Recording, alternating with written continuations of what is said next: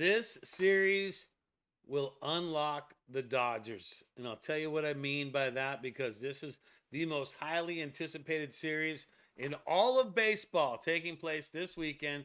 Dodgers, Yankees going at it, 3-game series at the Ravine. And I'm telling you right now, there's been a lot of hype on Dodger injuries for starting pitching. All that stuff's been going on, but I'll tell you what, this will unlock the Dodgers. Doing good here. I'll tell you my predictions on these 3 games, what the Dodgers are going to do, but doing good here has to be what the Dodgers mantra needs to be. To be the best, you got to beat the best. And right now, if you're looking at any other teams out there, Yankees are definitely one of the best teams in Major League Baseball. So the Dodgers need to take care of business. And from what I'm seeing, I'm reading the comments from the last videos, and Dodger fans are a little worried, it seems like. And I don't think you have to be worried. I really don't think. And I'm predicting that the Dodgers will take 2 or 3 of this. Now, will the Dodgers take the first one? That's going to be the toughest one. But, excuse me, this guy's got to produce, though. I'm telling you right now, Shohei has got to produce. He has got to be one of the keys to what the Dodgers need to unlock this victory, and that's what needs to happen. Shohei needs to show up, represent, and do what he does, and that's get some hits. Because without Shohei's offense, don't give the Dodgers a lot of opportunities to be able to get in front of the New York Yankees and how they're playing too. The Yanks have been playing good. You got to give it to them. They got a better record than the Dodgers, not by much, but a game here and there, but they're not the same team. The Yankees are not the same team as the Dodgers faced in the World Series, where the Dodgers are predominantly the same team. Now, a lot of people are saying there's no way the Dodgers can deal with the Yankees because of their starting pitching being decimated. Duh, didn't we do that last year? Didn't the Dodgers starting pitchers were all together with chewing gum and duct tape? Well, okay, so that's the series. But now take it game by game if you really want to look at it. All right? Now with Max Fried on the mound, I get it. That's a tough one, right? That's a tough dude to face right off the bat. You got Max Fried. What is he, like 7-0 or something like that is his record? 1.96. That's the ERA in the last 3 games, but his overall ERA is better than that. Tony Gonsolin, well, his ERA is better than that, 5.14. But, you look at the numbers right there, 14 hits to 13 hits, strikeouts 11 to 20, walks 10. Gonsolin's got to not walk. He's got to not walk. So for Tony time to be successful, he's got to not walk a bunch of dudes. And that's what we need out of him.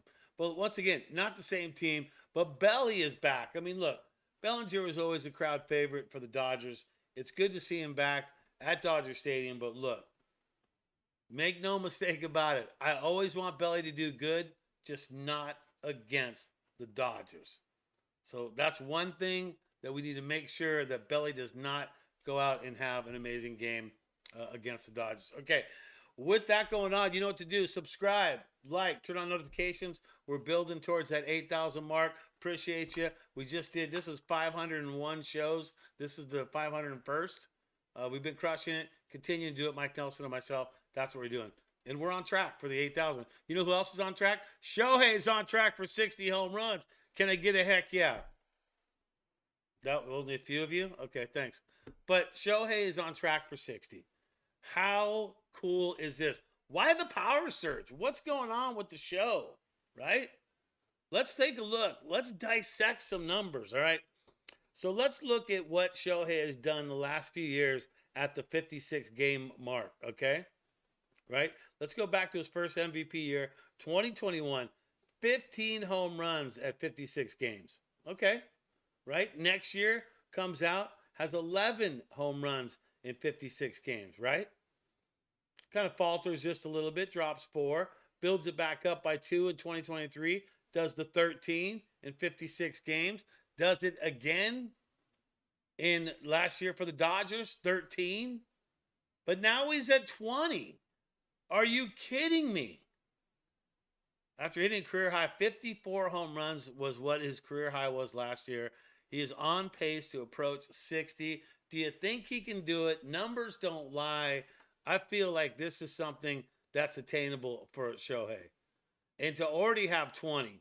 But that means he needs to come out and he needs to get a bunch more. If he could be before the All-Star break, if he's at 30 before the All-Star break, I don't see how he does not get to the 60 mark, you know? But now some will say, can he do that with pitching as well? Like once he gets on the mound after the All-Star break, will his home run numbers drop? That's the big question. And who knows that? And why the surge? Why does he have more home runs now? Is he just comfortable? I'll tell you why. Because he's playing with a bunch of all-stars on that team. And you can't avoid people to pitch to people because you have so many guys that can hit. So when he was on the Angels, it's easy to dodge him. You can walk him a lot. You can do whatever you need to. But when you're on the Dodgers and you got Mookie behind him, then Freddie, and then everyone else behind that, I mean, that's not easy to deal with. That's for sure. So 60 home runs, I would sure like to see that. Wouldn't you like to see him do 60 home runs? That sure would be nice, wouldn't it? All right. Okay, so I'm going to tell you my secret on how I decide what the lineups are, okay?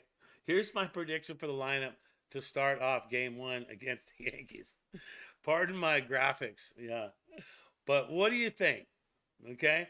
This is the lineup. What do you think about this lineup right here? Shohei leading off, Betts, Freeman, Teo, Edman, Muncy, Pajes, Rojas, rushing. Now, Rojas, I feel like could switch out between him or Kim. But I feel like that's kind of the lineup, and I'll bet I get a lot of these right.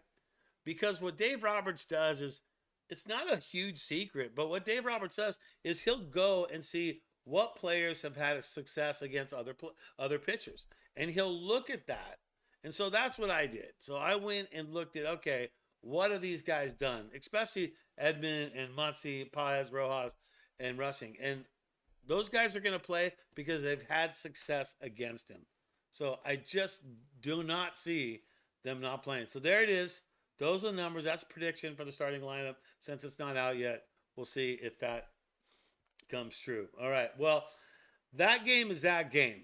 But then Saturday, what do the Dodgers have to deal with on Saturday? That's going to be Knack on the mound against Warren. Now, Warren is hittable. The Dodgers have had success against him. Now, we don't know what Knack is going to show up. The last one was pretty awesome. Would like that Knack to show up. We'll see what happens. He's lowered his ERA down to a 5.22. It was much higher than that. 28 strikeouts, 2-2 record for Knack. I think he's feeling more comfortable, and I think he's got a very good chance to do that. And so you look at that. So I think the Dodgers' toughest task is going to be taking care of business tomorrow night with Fried on the mound. I think Saturday, great chance with Knack on the mound. And then you know the deal on Sunday is going to be Yamamoto on the mound. So I predict the Dodgers will take 2 of 3. Now, if the Dodgers go out and beat Fried tomorrow, well then, hey, there you go. So they could sweep the thing. We'll see how that goes. Hey, that's going to do it for Dodgers Digest. Brad J, always love being here with you as you go through the day. Always think Dodger blue, and let's go Dodgers.